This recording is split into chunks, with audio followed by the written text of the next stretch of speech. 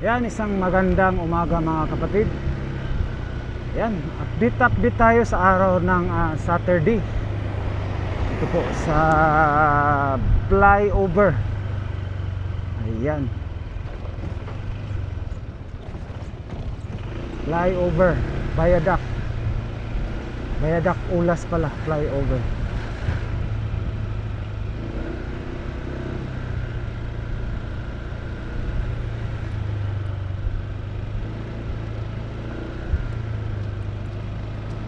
So i-update natin ito mga kapatid. Ito yung pinakamataas na viaduct. Ayan, kita natin yung mga tambak. At dito na, ayan, yun ang sinabi ko, wala na, tapos na. Oh, talaga sabi ko nung nag-update tayo, talagang pagbalik natin talagang aabot na sa taas. Ayan, kita natin isang malaking update natin dito mga kapatid, no?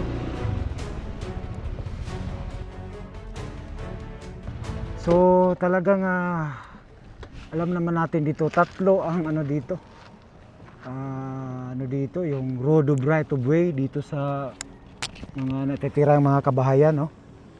Ayan, tapos yung pangalawa yung budget, yung pangatlo yung mga poste, no, ng Davao Light, no, at saka yung mga telco company.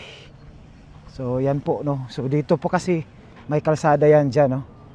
Ayan, kita natin talagang last time umaakyat pa tayo, ngayon talagang nakita natin talagang nag-level up na siya dito sa abutment, no, ng viaduct. So yan, kita natin talagang napaka na.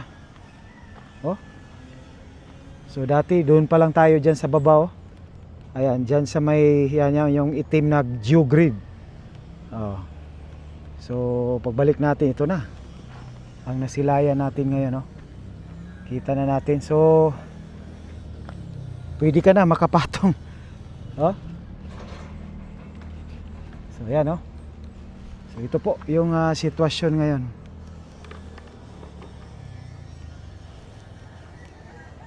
Ayan, so kikita natin tuloy-tuloy yan papunta ng pangalan dyan mga kapatid, Ulas, dun sa may traffic light. So ayan, ito na po.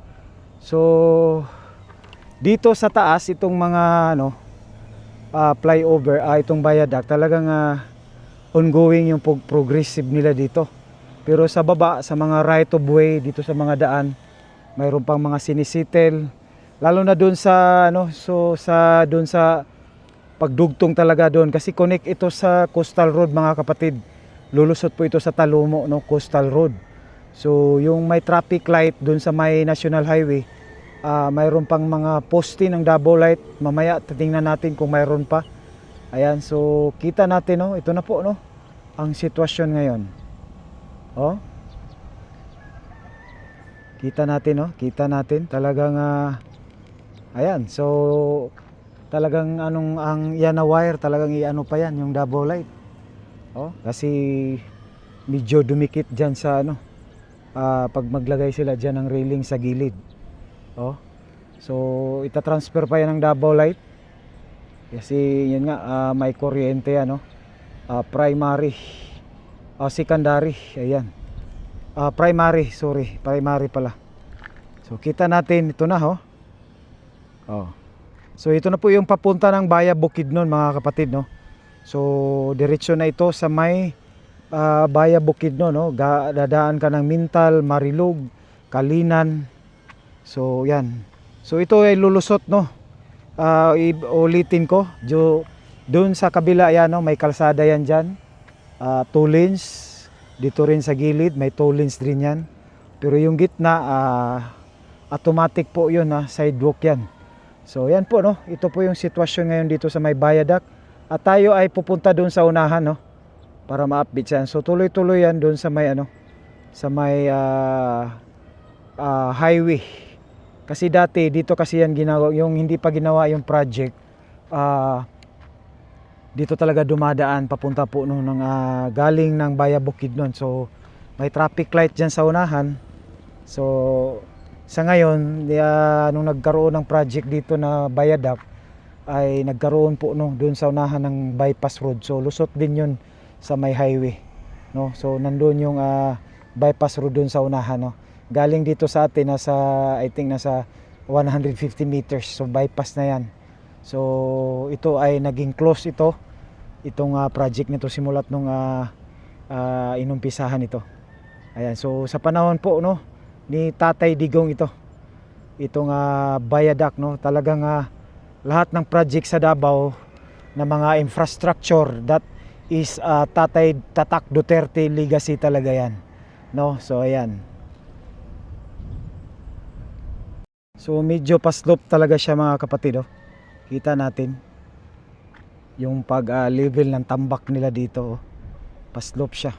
So ang oras ngayon is nasa 12 na tayo, kaya wala tayong nakikitang mga workers. So ayan po, ito po yung update natin dito sa may pangalan dito, Viaduct Ulas. So pupunta tayo doon sa unahan at tayo po ay titingnan natin doon yung dugtong talaga nito. Ayan.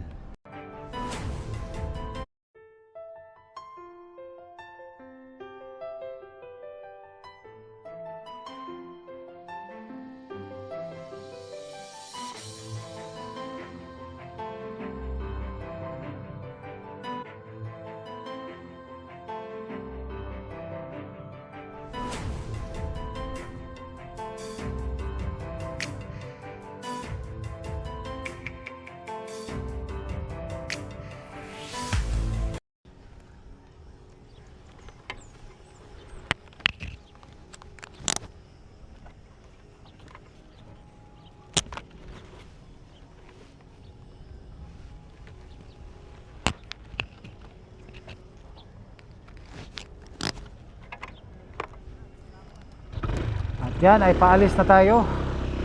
Pupunta tayo doon sa unahan.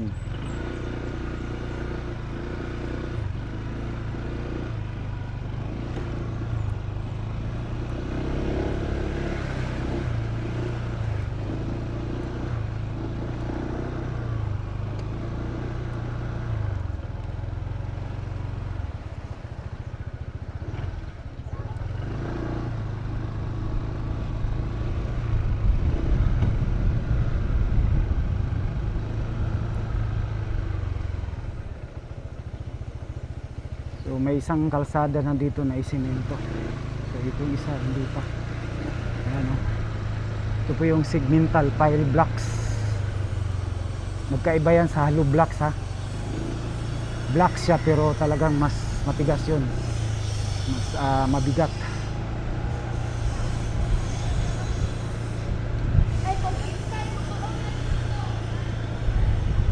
So ito na po dito.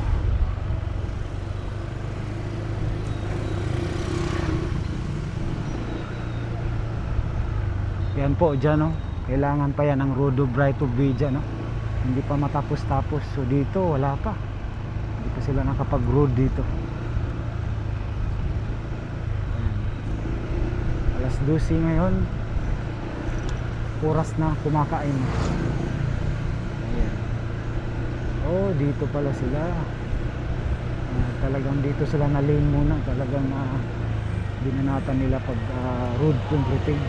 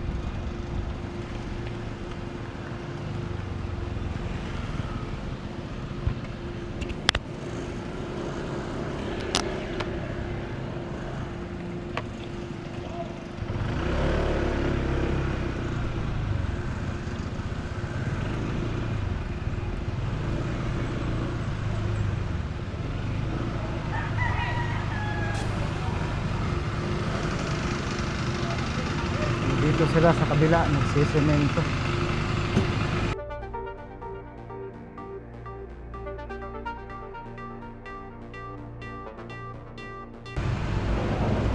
Dito naman, yan po yung sitwasyon dito ngayon.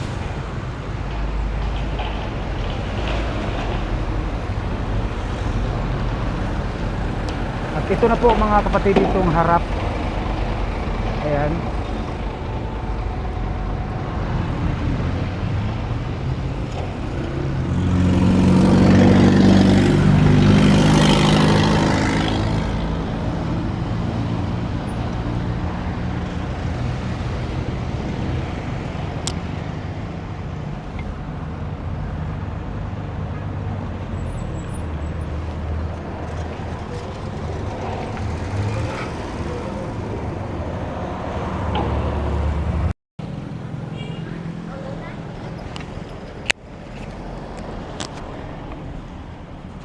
So nandito na tayo, itong road na ito ay papunta po ito, palabas din ito sa Ulas. Ito naman ay papunta ng Talumo Coastal Road.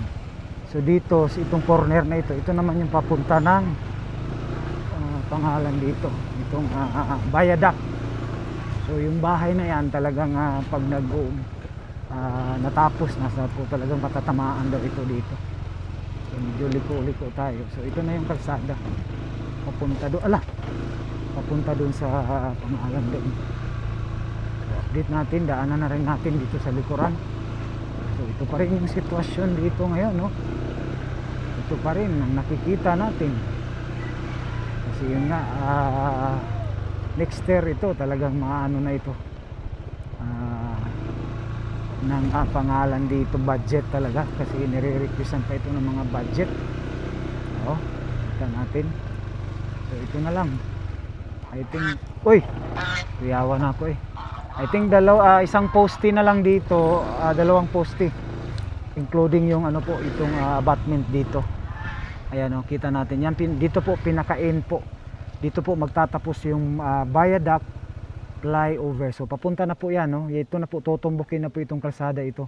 Diyan sa unahan, yan na po yung Coastal Talumo Cemento Coastal Road. Lalabas po tayo dyan sa may Talumo. Ayan.